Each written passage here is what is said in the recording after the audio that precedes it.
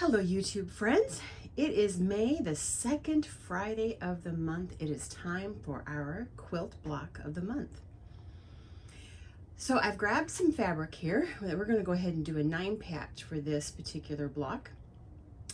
When it comes to May, I always think of the phrase April showers bring May flowers, and for me spring is always an exciting time because I love seeing new life. And when I start seeing little pops of green coming up out of the earth, it gets me very excited about all the colors and the flowers that are coming. So today we're going to go ahead and do a 9 patch, and we're going to do a flower on that 9 patch, kind of a different way of doing it. I'll see you on the other side.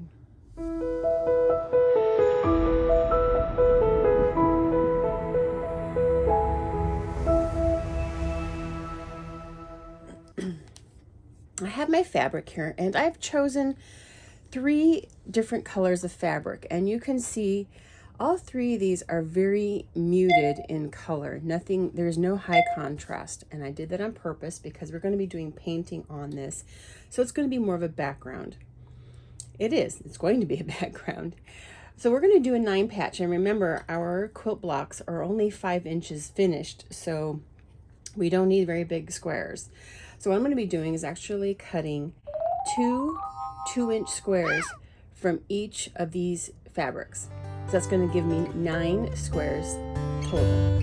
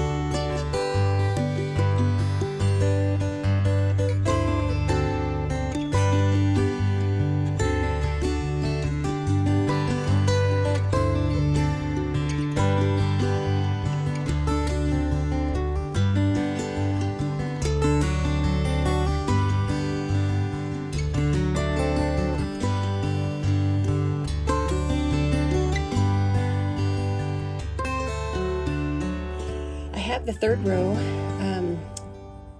sewn on.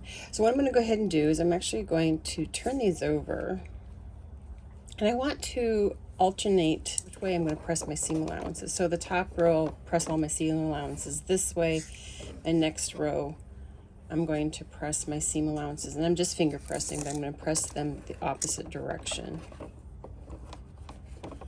And that way when I go to sew these rows together, my seam allowances will nest. And so on the bottom row, I'm going to do the same as the top row, going off to my left. If you're more comfortable, go ahead and use a pin to hold that together.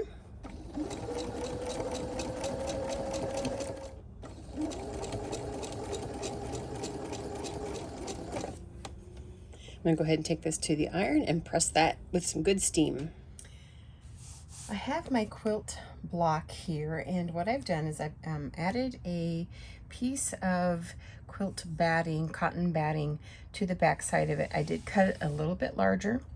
I want to make sure, if you're going to be sewing with this behind, which I am, is to have the needle punched or textured side facing up. And I'm going to be painting mine, and I'm going to be using such really simple shapes so that if you don't have any paint for your fabric and you want to do just cut out pieces of fabric, you can do that. We're just going to be using like half circle shapes, super simple shapes that you can cut out and use heat and bond and attach to your fabric however you want to do that.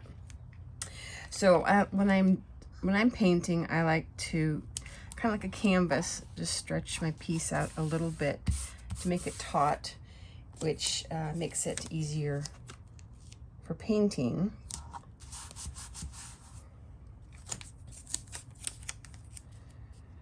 So we're going to be just painting on the shapes that'll work great for flowers. I'll be using my Derwent Ink Tense blocks. If you've seen any of my other videos, you know I use these quite a bit. Now, if you're going to do cutout shapes with fabric for your flower elements, it's really easy to cut those out and then play with the arrangement. Once you start painting, it's on there to stay. So I'm going to just use a heat erase pen and just kind of play with, see where I want things to go. If I don't like it, I can always take my iron and remove it and do it over again. It's kind of an oval shape there. I think I'll do like a half round sort of shape right here. Do some flowers too that aren't necessarily painted. I might do like something that looks a little bit like lavender or something like that, and maybe I can put a little touch of color in there, but just pretty much some really long stems. Most of what is going to really make these stand out is the stitching once I'm done with this part. And let's see, I'll probably end up doing like 5 different flower shapes, but this is going to be like the half circle one here. Kind of in the center area, I'm going to do more of a circle.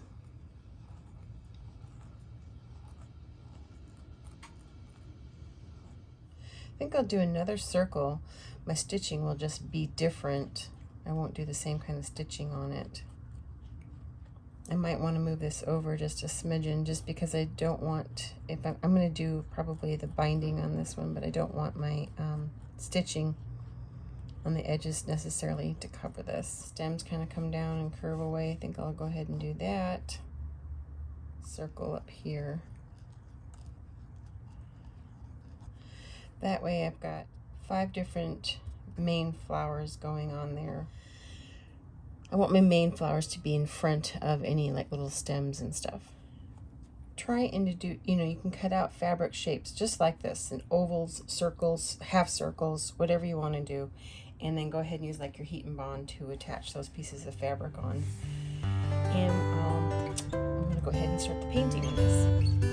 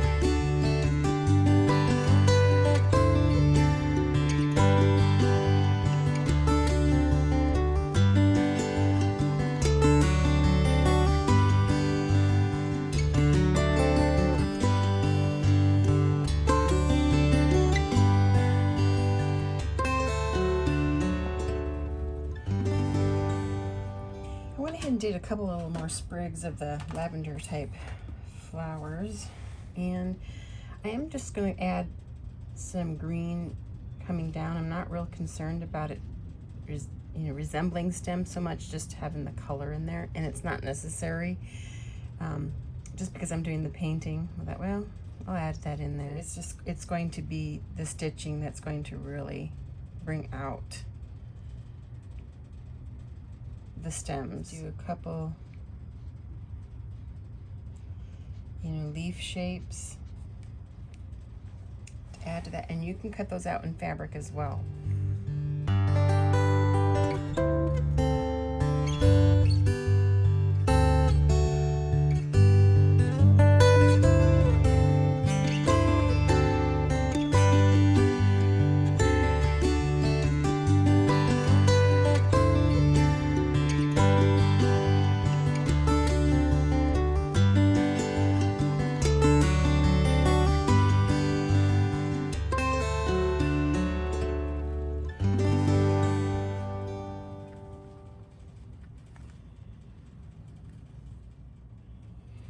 One of the things that I've noticed when I'm using my Heidi erase pen, this particular kind, I can't even tell you what brand this is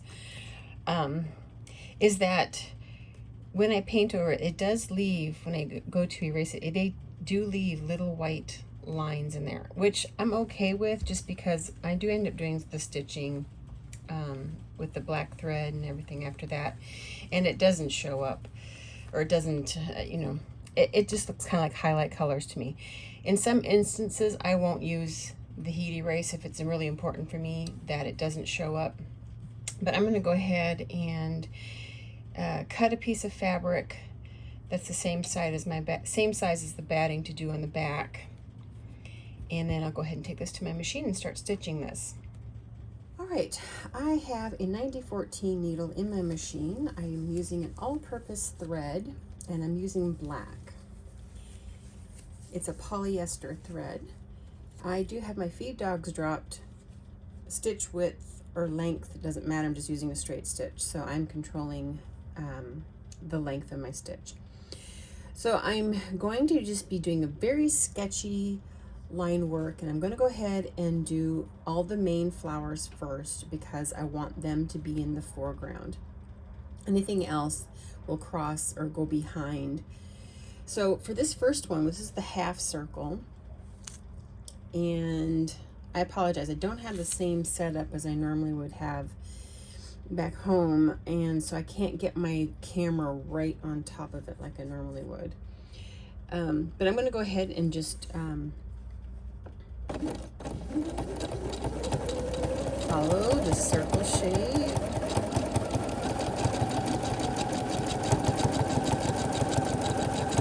I like to do it a few times. Alright, then I'm just going to go up and do these little stamen type things.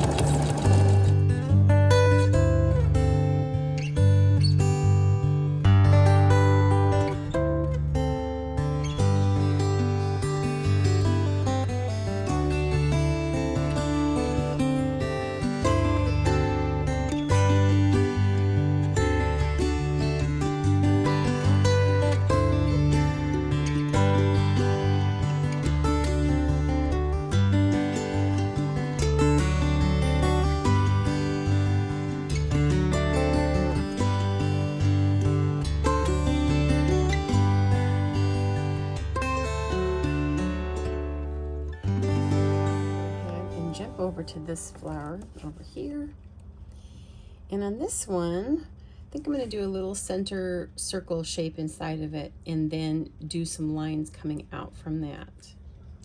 Now from that center circle, make some lines coming outside that circle, and then doing some little knobby things again.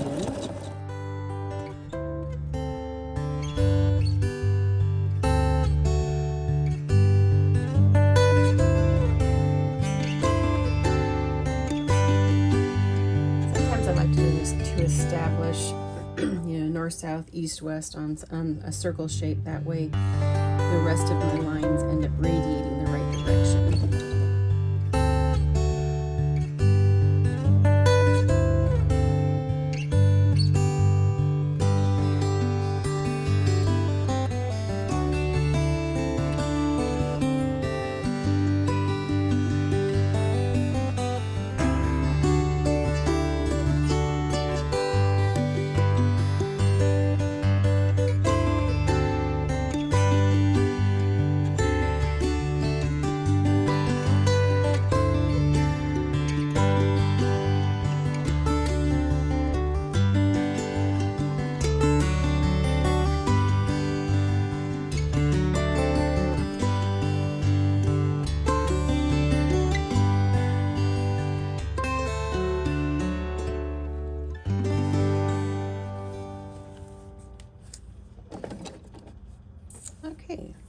that second flower done, I'm going to go ahead and come on over to this flower.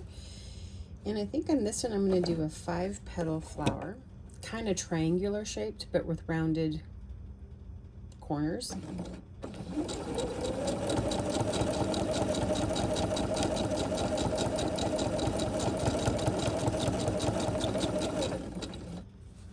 I'll go ahead and establish my petals first.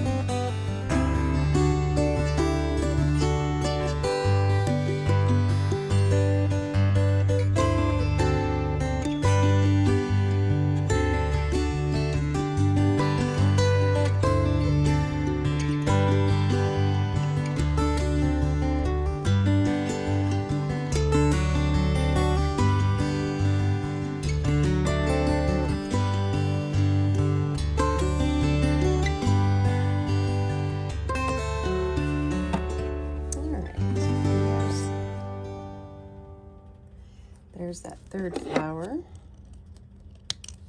What I'm going to do is actually start from the center and spiral out, but not all the way out.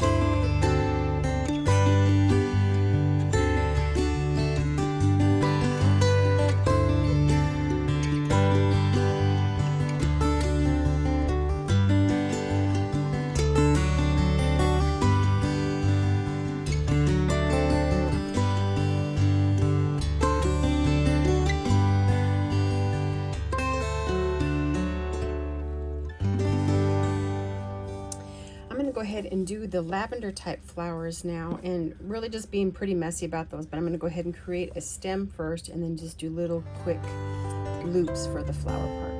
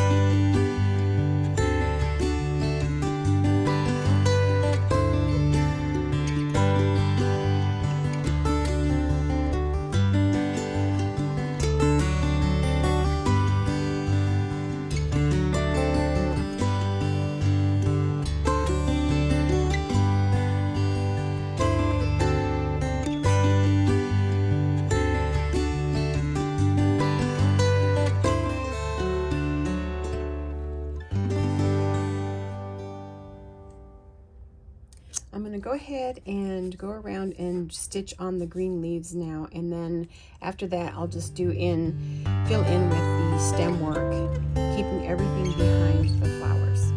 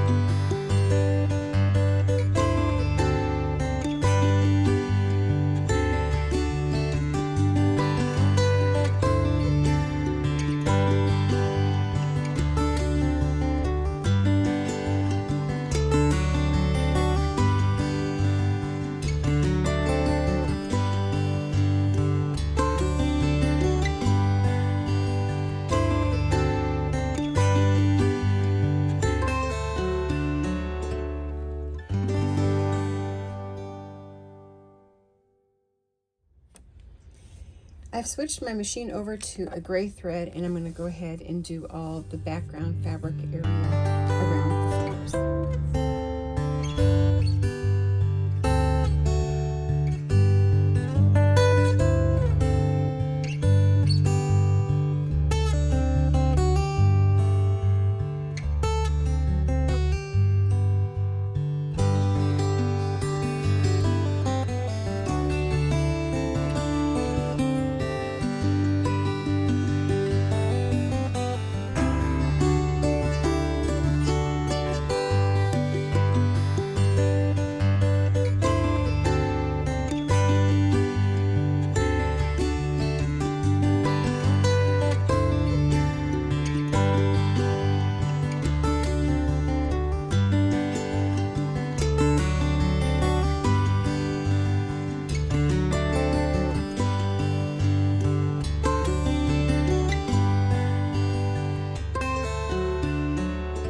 I've completed all the stitching on my block, and I did trim it.